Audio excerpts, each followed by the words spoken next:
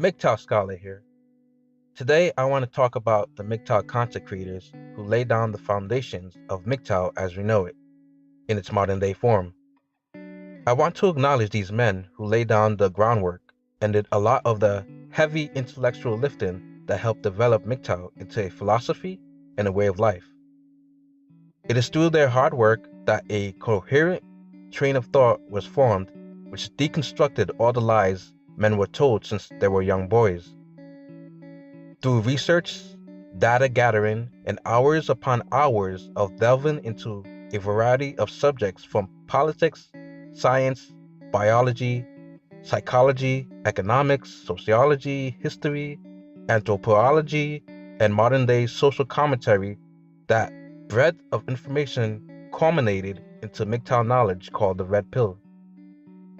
The daily dose of red pills, which Sandman has coined in his daily videos, is the knowledge that young boys and men use not only to stay sane, but also to navigate themselves in a gynocentric world that openly shows their animosity and hatred towards men.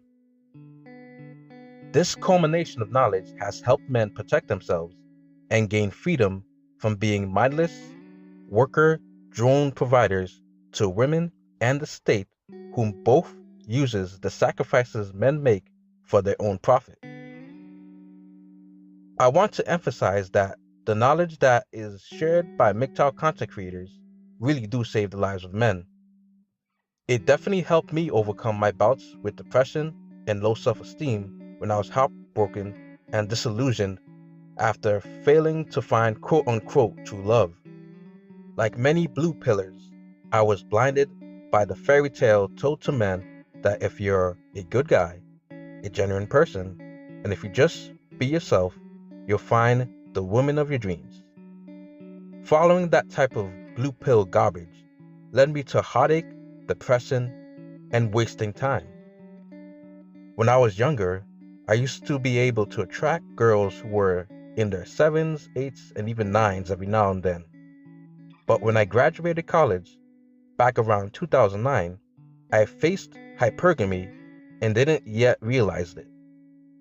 Throughout my mid-20s, I found myself dating less and less attractive women.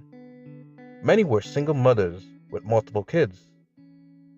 I was seeing how average to even unattractive and fat women were displaying entitlements in their desire for men way above their sexual marketplace value. It was around 2013, 2014 when I started to sense something wasn't right. Yet I wasn't able to fully articulate the feeling I had inside. Funny enough, when I confided to a female coworker that I was interested in another female coworker who I thought was cute, she raised her eyebrow at me and said, "You can do better." No one had ever said that to me in a long, long time. It sort of snapped me back to reality. It made me question what I was doing dating girls below my sexual marketplace value. That led me to search for information on how I could attract the type of women that I really wanted. Of course, like many of you, in my search to try to attract the women I desired, I came across PUA content. Although some of their information was useful, I felt that a lot of their strategies were unnatural and a bit too much. Reading PUA content and watching their videos felt like I was attending a college where I was learning a bunch of over-the-top peacocking information just to get laid. Not only that, I wasted my money going out to clubs and parties in hopes of scoring. After I grew tired of digesting purple pill content, I continued my search to try to understand what was wrong with modern male and female interactions and why so much has changed in such a short amount of time. Around 2014, I came across Sandman's YouTube channel, and that's when my eyes were finally open. Sandman's content was like an illuminated light that appeared out of nowhere when I was lost in the darkness. I easily binge-watched his videos multiple times a day and was able to pick up on several staple MGTOW concepts and tenets. Sandman was my crash course into the MGTOW world, and it's from him that I found out about Barbarossa. I learned that Barbarossa was the first MGTOW content creator on YouTube back in 2009, and it's from him that the majority of concepts, ideas, and vocabulary we use today in MGTOW community came from. Barbarossa was on a different level from Sandman because he delved into more in-depth topics, using statistics, data, and citing sources in most of his videos. Yet he spoke in a way that grasped my attention like a rapid-fire machine gun spitting out facts in all directions. While Sandman came off lighthearted, Barbarossa sounded like he was ready to go to war to fight for men to be treated more fairly in society. From Barbarossa, I learned about Stardusk, aka the Thinking Ape. Stardusk came after Barbarossa and expounded upon Barbarossa's body of work and inquired even deeper into the issues that men faced. Stardusk approached MGTOW from the stance of an academic who thoroughly researched every facet of the topics he covered. His intellectual and philosophical musings led to many new notions that took MGTOW even further by his explorations of complicated subjects that revealed hard truths for men who were going their own way. Through Stardust, I came across Spetsnaz. Spetsnaz had more of a personal approach to his MGTOW content. Barbarossa was a great debater who could back up his arguments with hard facts. Stardusk was a well-read intellectual who partook in rigorous research on each subject matter he covered. Then there was Sandman, who condensed the heavy intellectual and philosophical aspects of MGTOW into short videos that simplified MGTOW into a straightforward message. Spetsnaz, on the other hand, focused on dealing with the inner world of men. He did not focus on stats, data, and academic research, but instead dealt with the down-to-earth emotional turmoil that modern men were facing. He had a background in counseling men in groups as part of his day job, so he used his YouTube channel to counsel men going their own way to face their inner demons and transmute their personal hurt so it would no longer become a heavy burden. It was unfortunate that Spetsnaz's channel was removed by YouTube. His content helped many men overcome and move past their red pill rage. You could find several mirror channels that still have his videos up on YouTube. CS MGTOW was the next MGTOW content creator who had an impact on the early golden years of MGTOW. And I came across him through a video he did with Stardust. Like Stardust, he was an intellectual who presented his content in an academic format. CS MGTOW focused on a lot of social, political, economical, and even psychological topics within the MGTOW community. He would interview PhD psychologists about issues that men were facing, and he would explore possible solutions for MGTOW men. Many of his guests were actual professionals with expertise in specific subject matters.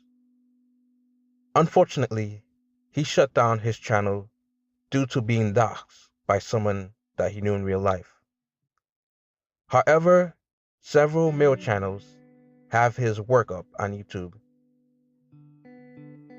Colttaine was the next early MGTOW content creator that came from the golden era, and like Stardust, and to the extent Barbarossa, Colttaine is still around, though he posts infrequently.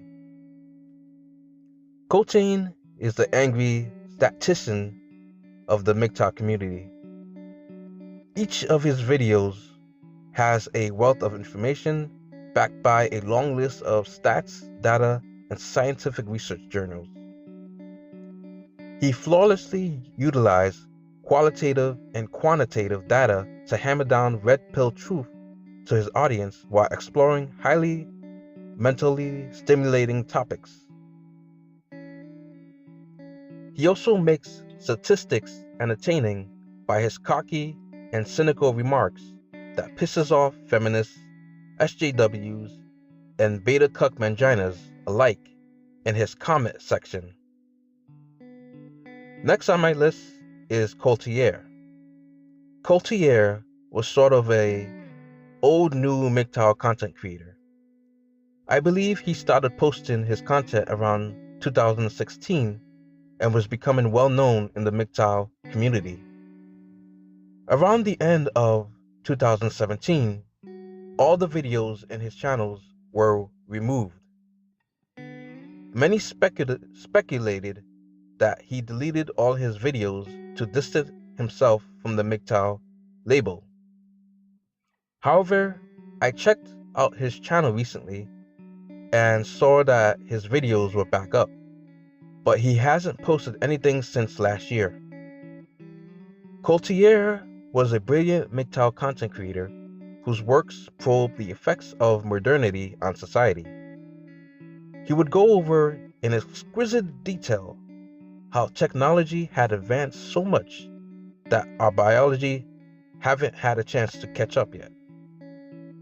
Colttaine carefully examined the human condition in a postmodern world and how men were coping with being displaced by a society that had tossed them underneath the bus. His body of work were highly abstract, theoretical, and philosophical, and he offered commentary on the effects that technology had on us as a species.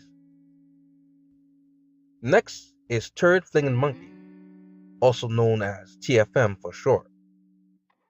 He had a significant impact on the MGTOW community, and I found out about him from a response video that Colttaine did on one of his videos. TFM's early works were well made and presented in the Barbarossa Stardust format, which involved using sources and statistics. TFM further expanded the body of work of MGTOW and produced some really great philosophical works, which included several video series that solidified him as one of the next big thinkers in the MGTOW manosphere. He later went on to change his format to include commentary on news articles that related to MGTOW content. He then went on to change his video format to a complete Twitch livestream style where he interacted with his subscribers and took live phone calls from them as well. This helped foster a sense of community, especially for young boys and young men that listened to his content. Through his dark sense of humor and realist point of view, TFM offers a combination of highly intellectual work as well as the off-the-cuff, dumpster, fire live commentary. Last but not least is Marcus, whose YouTube channel is known as Groundworks for the Metaphysics of MGTOW. He currently has not posted for 10 months, but all his videos are still up. Marcus was the philosopher of the MGTOW community, and he came with the approach of exploring MGTOW as its own branch of philosophical thought. His videos dealt with highly abstract and intellectual stimulated concepts that pushed MGTOW further as a philosophy. He worked on creating videos that examined the ontology, epistemology, and metaphysics of MGTOW. For those of you who are really into philosophy, I suggest checking out his channel.